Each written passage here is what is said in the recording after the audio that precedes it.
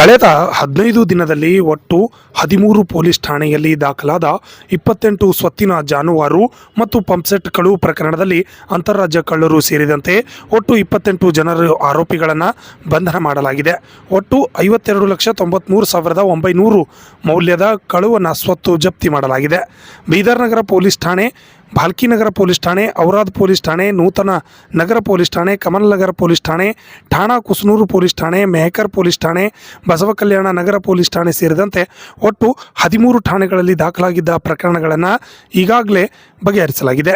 ನಗದು ಹಣ 7,76,500, ಬಂಗಾರ 396 ಗ್ರಾಂ, ಬೆಳ್ಳಿ 323 ಗ್ರಾಂ ಹಾಗೂ ರೈತರ ಜಾನುವಾರು 7 ರೈತರ ಹೊಲದಲ್ಲಿನ ಪಂಪ್ಸೆಟ್ಗಳನ್ನು ಈಗಾಗಲೇ ಜಪ್ತಿ ಮಾಡಲಾಗಿದೆ ಎಂದು ಬೀದರ್ ಜಿಲ್ಲಾ ಪೊಲೀಸ್ ವರಿಷ್ಠಾಧಿಕಾರಿ ಚನ್ನಬಸವಣ್ಣ SL ಸುದ್ದಿಗೋಷ್ಠಿಯಲ್ಲಿ ತಿಳಿಸಿದ್ದಾರೆ.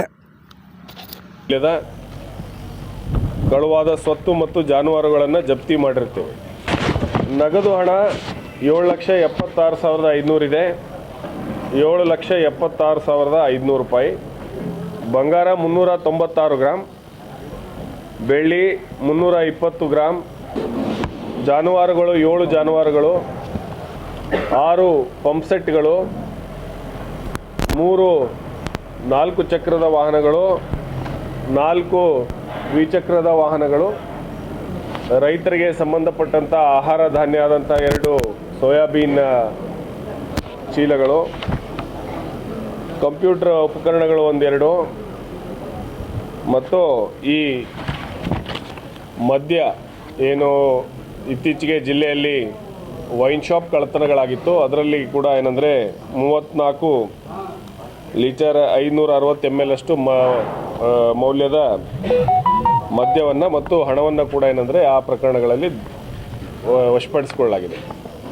ಸೊ ಒಟ್ಟು ಮೌಲ್ಯ 52,93,900 ರೂಪಾಯಿ ಆಗ್ತದೆ.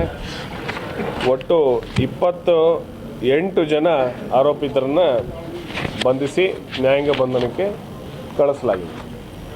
ಈ ಒಂದು ಪ್ರಕರಣಗಳಲ್ಲಿ ಏನಂದರೆ ಈ ಪ್ರಕರಣಗಳಲ್ಲಿ ಅತ್ಯುತ್ತಮವಾಗಿ ಕರ್ತವ್ಯ ನಿರ್ವಹಿಸಿದಂತಹ 13 ಠಾಣೆಯ ಪೊಲೀಸ್ ಅಧಿಕಾರಿಗಳು ಮತ್ತು ಕ್ರೈಮ್ ತಂಡಕ್ಕೆ ಬಹುಮಾನ ಮತ್ತು ಪ್ರಶಂಸನೆ ಪತ್ರಗಳನ್ನು ವಿತರಿಸಲಾಗುವುದು.